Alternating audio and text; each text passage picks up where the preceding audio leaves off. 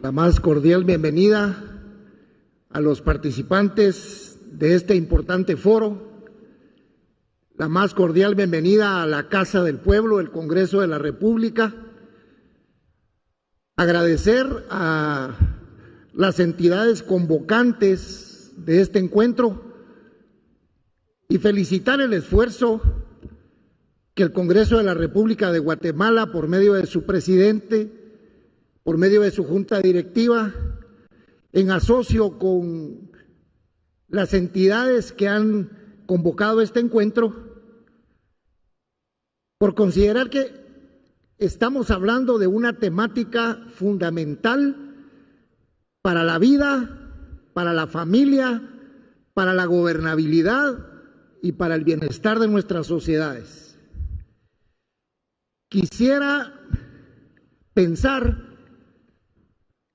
que mi exposición pueda ser un marco referencial, un marco que permita visualizar la posición geopolítica, geoestratégica y geoeconómica de Guatemala, y que esto pueda de alguna manera sustentar en la realidad lo que los dignos expertos y conocedores de los temas traerán a conocimiento de los parlamentarios presentes y de aquellos que se han conectado virtualmente a este importante foro.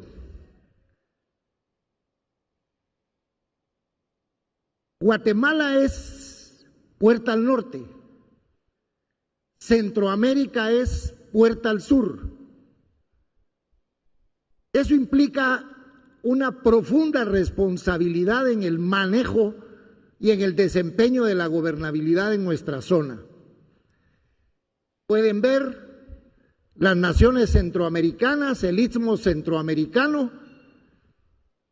Tenemos un sistema de integración centroamericano al cual se ha sumado República Dominicana.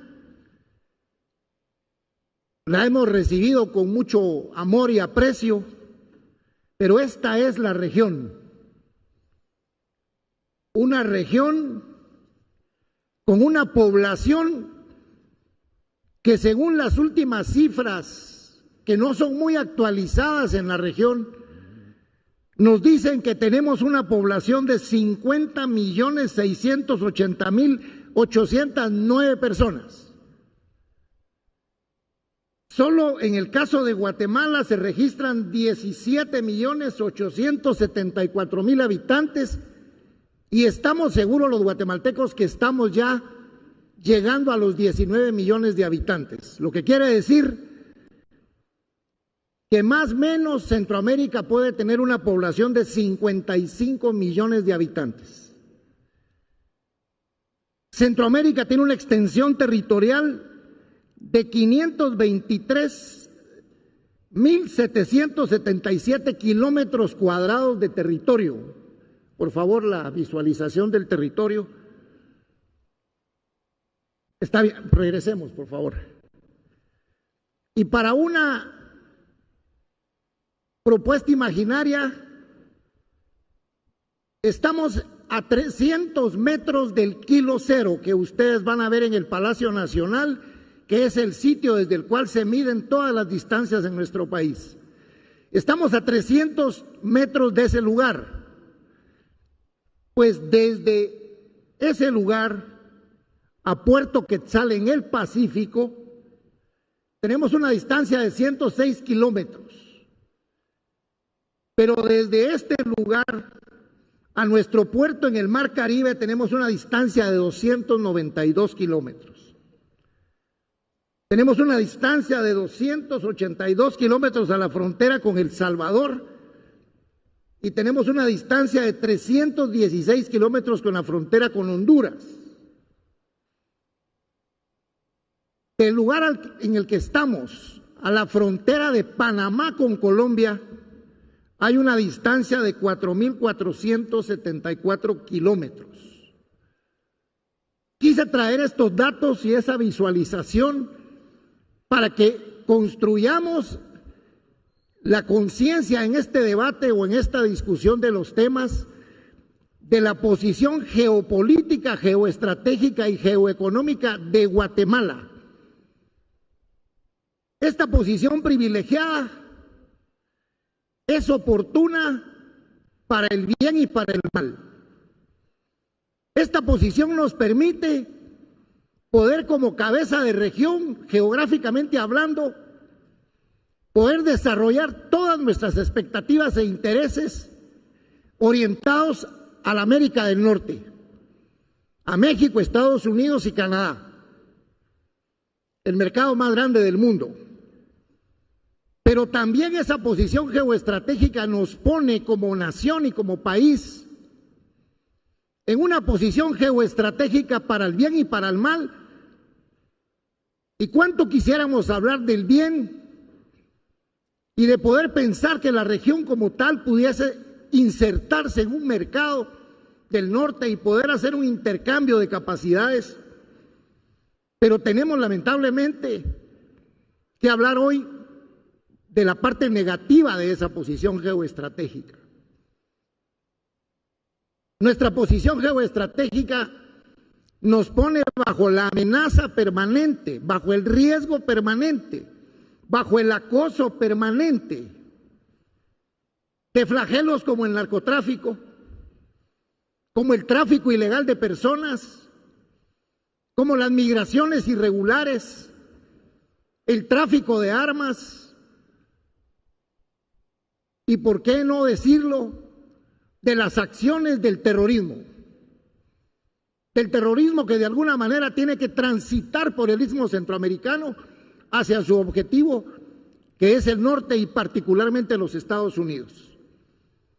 Pero quiero hacer mención de algo, y luego voy a presentar a los 3 oficiales de aire, mar y tierra que están presentes en este primer semicírculo.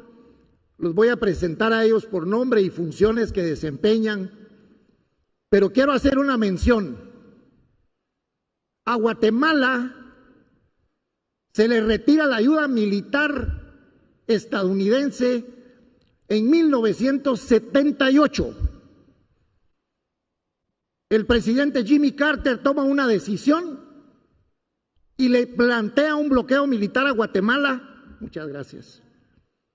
Y nuestro ejército, nuestras fuerzas militares, no reciben ninguna ayuda militar desde el año 78.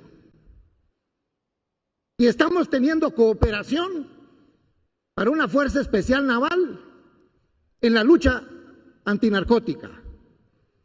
Y estamos teniendo algún apoyo para los controles de defensa aérea, pero no en una acción decidida de una alianza estratégica para que nuestro país, que es el primer muro para la droga, para las armas, para el terrorismo, para las migraciones ilegales, es nuestro país. Y sin embargo, esa tarea la hemos tenido que cumplir solos, con nuestros propios recursos, con la coordinación en la región, pero con nuestros propios recursos. Y lo hemos hecho bajo una premisa fundamental y constitucional que es el Estado de Guatemala, en su constitución lo dice, está creado para la defensa de la persona y la familia y la realización del bien común. Y esa es la misión que nuestras fuerzas de defensa, que nuestros centros de inteligencia, que nuestros centros de defensa nacional tienen como fundamento para el cumplimiento correcto de sus tareas. Quiero referirme al narcotráfico en 3 expresiones. Por mar, vía marítima. Avancemos un poco la visual. Guatemala tiene un mar territorial en el mar Pacífico de 115.483 kilómetros cuadrados. Tenemos en el Pacífico más mar territorial que territorio continental. 108.000 kilómetros de territorio continental versus 115.000 kilómetros de mar territorial en el Pacífico. En el Caribe tenemos una extensión de mar territorial de 9.000 kilómetros. Y esa es nuestra responsabilidad: proteger, defender y cubrir la llegada de ese flagelo, la llegada de ese flagelo por vía marítima. ¿Cómo lo hacemos? Con una fuerza especial naval que esperó 50 años tener un buque. Y hace 2 años llegó un buque, que es un buque que se convierte en una estación náutica que permanece 30 días en mar abierto y evita que nuestras fuerzas especiales navales tengan que transitar en lanchas rápidas y lleguen hasta nuestra última milla náutica y tengan que regresar por falta de combustible. Adquirimos un buque en Colombia. Me siento muy satisfecho de haber sido parte de esa gestión, y ese buque hoy es nuestra estación naval en el Pacífico, que es uno de los lugares por los que más el narcotráfico acosa y llega a nuestras tierras. Si pudieran poner la gráfica, vean ustedes, esas son las rutas, son las trazas marítimas del narcotráfico hacia Centroamérica y el sur de México. Embarcaciones capturadas 48, droga incautada 4.369.30 kilogramos, personas detenidas 76. El monto, el valor de esa droga, 62 millones de dólares. Bien podría servir el 10% de ese monto para fortalecer nuestra fuerza naval. Pero no es así, y esperaríamos por lo menos esa reciprocidad cuando nosotros cumplimos esas tareas de una manera decidida. Veamos por favor, estas son las nuevas rutas, nuevas trazas que el narcotráfico ha marcado ante la posición férrea de nuestra fuerza naval de combatir el narcotráfico que llega vía marítima. Están cambiando rutas y están cambiando procedimientos. Cuando fortalecimos nuestras fuerzas del mar, se incrementó el narcotráfico vía aérea. Y ahora me quiero referir al narcotráfico vía aérea. Si podemos visualizar, estas son todavía rutas del mar. Nuestro mar territorial, ahora sí, estas son aeronaves. Vean ustedes, en el año 2019, 75 aeronaves, 2020, 38 aeronaves, 2021, 21 aeronaves, en el 2022 ha caído una nave capturada, en lo que va del año. Pero vamos desde monomotores, bimotores y leader jets que están llegando. Ahora verán ustedes, visualicemos las. Aquí tenemos el proceso de destrucción de pistas clandestinas. Es complicadísimo ese proceso. Muchas de las pistas clandestinas están en propiedades privadas y para poder llegar a la destrucción de esas pistas no se tienen los permisos de los propietarios y se necesita de acciones judiciales que autoricen la destrucción de esas pistas. Veamos el mapa, otro, donde están las pistas clandestinas.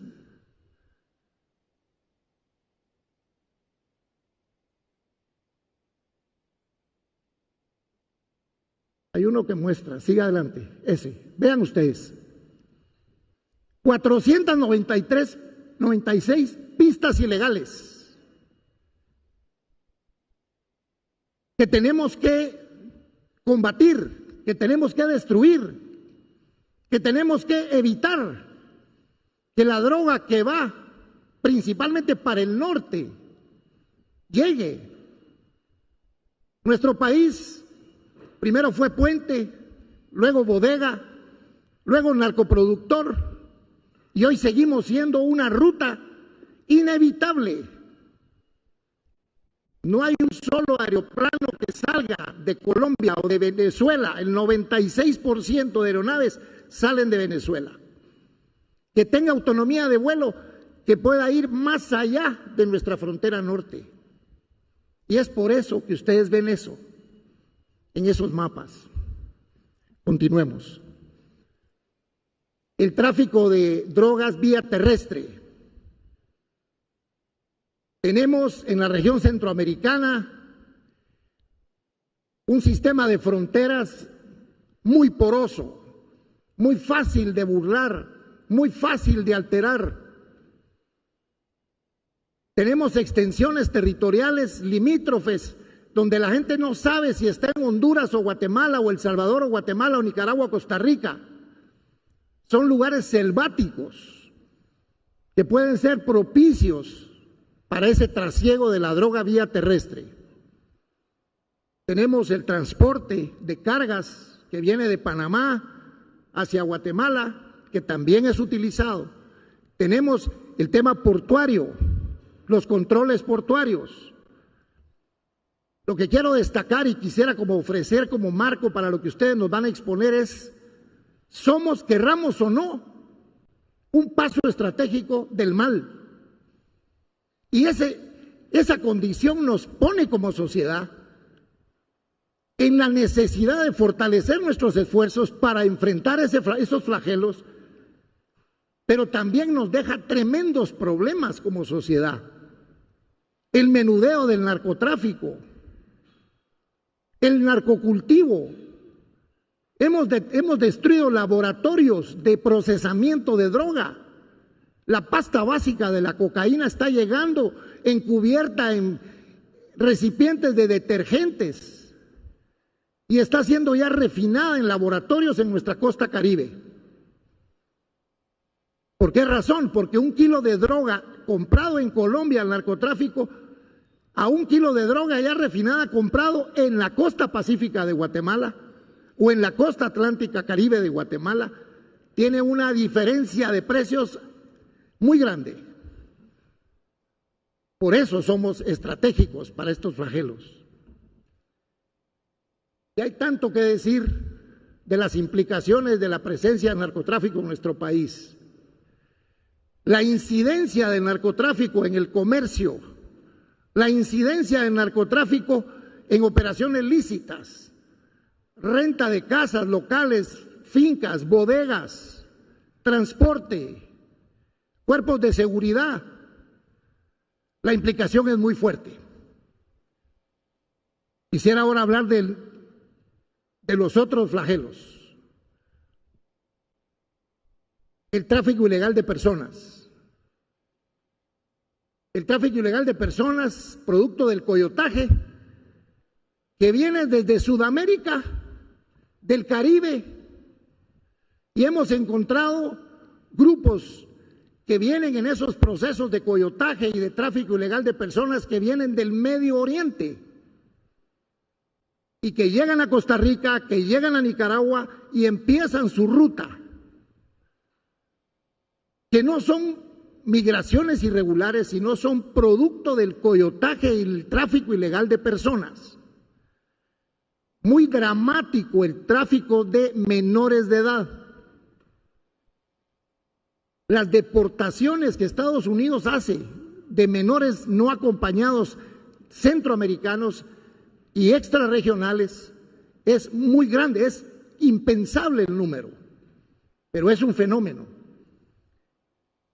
La trata de personas, la movilidad de personas con vínculos delictivos que van huyendo de la justicia y van buscando refugio al norte, la movilidad de personas con vínculos con el terrorismo. Honduras, El Salvador, México ha capturado en esas caravanas y en esas movilizaciones a personas vinculados con grupos radicales islámicos. En Guatemala tuvimos un caso patético de la venta ilícita de pasaportes, que todavía se investiga, de personas que estaban vendiendo pasaportes a grupos islámicos. El tráfico de personas es una de las situaciones trágicas que nuestra región vive. Veamos ahora las migraciones irregulares. Y en esto sí llamo mucho a la reflexión, y especialmente de quienes vengan de los Estados Unidos de América. A partir del 2018, cuando el presidente Trump asume ciertas políticas y cuando Guatemala asume una posición coherente de ofrecerse como un tercer país seguro, se empieza a movilizar en la región una acción en contra de las decisiones del presidente Trump. Y se empiezan a hacer movilizaciones desde los Estados Unidos, coordinadas y financiadas, y en Centroamérica, especialmente en Honduras. Y me lleva a hacer estas preguntas. ¿Quién organiza las caravanas? ¿Quién organiza en Honduras las caravanas? ¿Qué ONGs hondureñas con financiamiento internacional hacen esa labor? ¿Quién las financia? ¿De dónde llega el dinero para poder movilizar 9,000, 10,000, 11,000 personas que van a caminar desde San Pedro Sula y aspiran llegar a los Estados Unidos? Y vienen asistidos con alimentos, con medicinas. Luego, ¿quién las acompaña? ¿Quiénes son las ONGs que dicen que defienden derechos humanos que van acompañando esas marchas?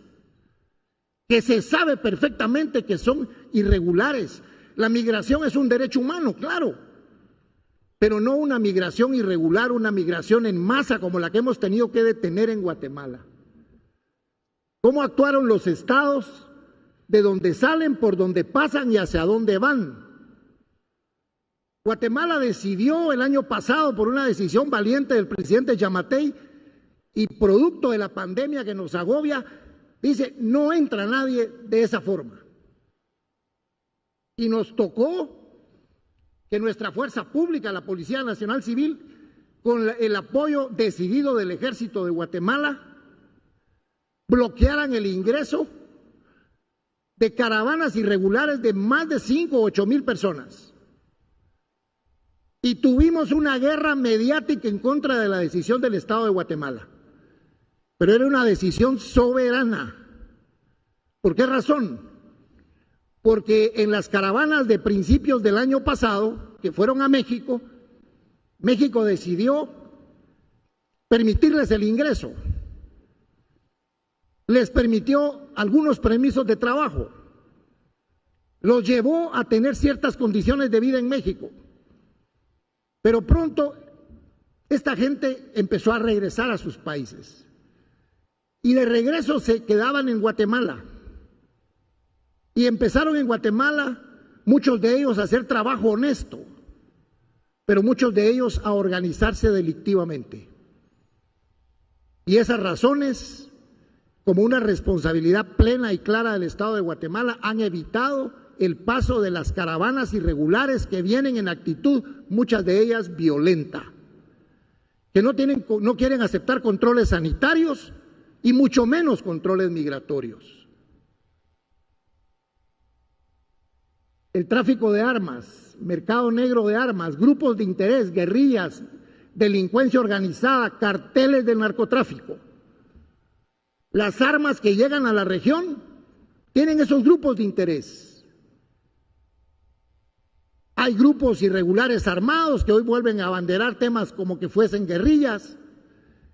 Hay delincuencia organizada y fundamentalmente hay carteles de la droga que ustedes los pueden ver, y particularmente en México, que son tan poderosos como las fuerzas militares, con armas de grueso calibre, con misiles tierra-aire, y ese mercado de armas es atractivo para estos grupos.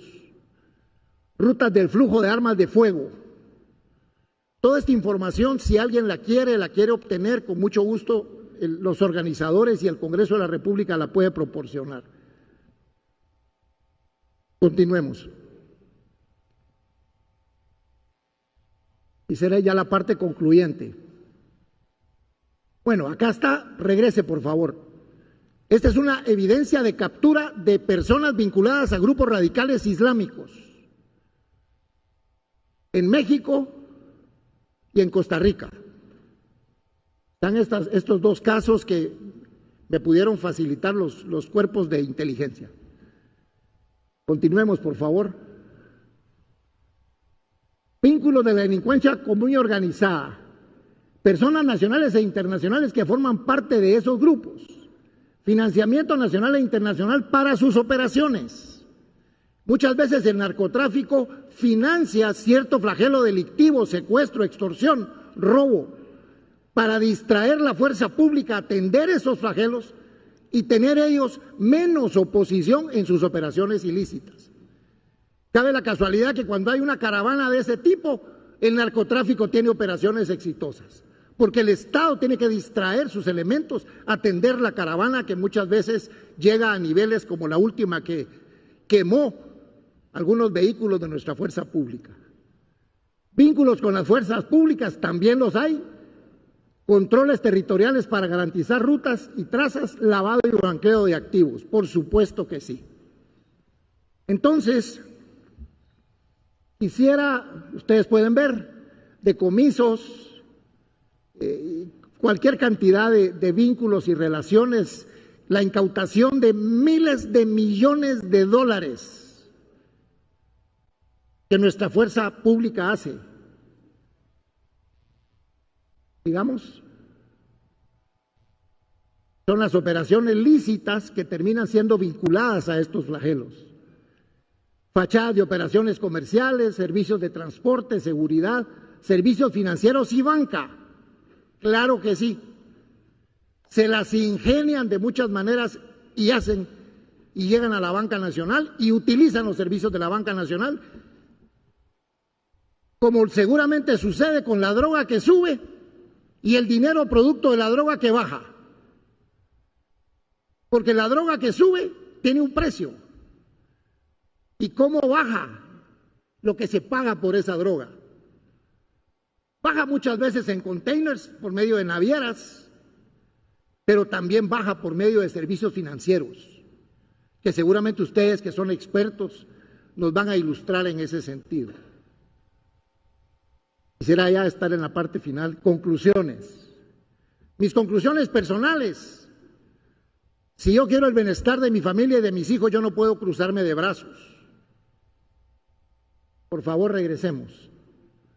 Conclusiones nacionales y regionales. Sí, estamos haciendo un esfuerzo enorme de parte de nuestros cuerpos de seguridad para coordinar tareas con las autoridades a nivel centroamericano.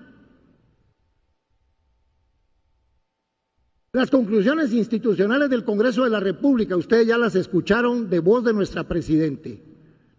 Hemos endurecido penas para el coyotaje, hemos endurecido penas para el narcotráfico, hemos fortalecido el sistema de justicia, aprobando presupuestos. En este mismo recinto aprobamos presupuestos para el organismo judicial, para el Ministerio Público, para hacer una eficiente investigación. Las instituciones como el Ejército de Guatemala, Policía Nacional Civil y otras fuerzas de seguridad tienen una determinación en sus planes operativos de que tenemos que defender el territorio pensando en nosotros y en la cooperación que nosotros brindamos para que otras sociedades no sean dañadas y afectadas por este flagelo. Las instituciones del sector justicia, Ministerio Público, organismo judicial, hacen una tarea cotidiana. Los jueces distritales, los jueces departamentales están teniendo los procesos de estos narcotraficantes y muchos de ellos son acosados, son asesinados, son amedrentados, son secuestradas sus familias. También debemos ponernos en los zapatos de los jueces y de los cuerpos de investigación frente a estos flagelos tan poderosos. ¿En qué condiciones el Estado de Guatemala enfrenta el desafío de la seguridad regional y nacional frente a estos flagelos? La respuesta, asúmala cada uno de ustedes. Desde su propia experiencia, desde su propia especialidad, desde su propio conocimiento. Hermanos diputados de Centroamérica, de Panamá, de México, ustedes saben perfectamente los efectos negativos de esto en nuestra vida institucional. Compañeros diputados guatemaltecos, ustedes saben los nefastos efectos que el narcotráfico causa en el ejercicio de la vida cotidiana. No digamos la incidencia de ese dinero y de ese poder en la vida política, en la vida institucional, en la financiación de campañas electorales. Y eso solo viene a perturbar la vida institucional de un país, de una nación, de una región y de nuestro planeta.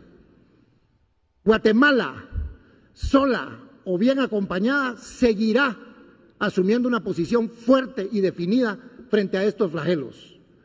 Yo quiero presentarles al coronel Miguel Ángel Orozco, director de Inteligencia del Estado Mayor de la Defensa, está con nosotros. El teniente de navío Estuardo Rivera, de la Fuerza Especial Naval, y el coronel Roderico González Barrera, comandante de la Unidad de Defensa Aérea de la Fuerza Aérea de Guatemala. Aquí hay 3 guatemaltecos, oficiales de nuestro ejército, que están al frente de tareas específicas para poder enfrentar estos flagelos que dañan a Guatemala y que dañan a la región y que dañan al planeta. Termino diciendo esto. Si los últimos 20 años que hemos vivido nosotros no nos han gustado tanto frente a estos flagelos, imagínense ustedes cuánto nos podrían gustar los próximos 20 años para nuestros hijos y nietos si hoy no hacemos algo para cambiar esta situación. Muchas gracias.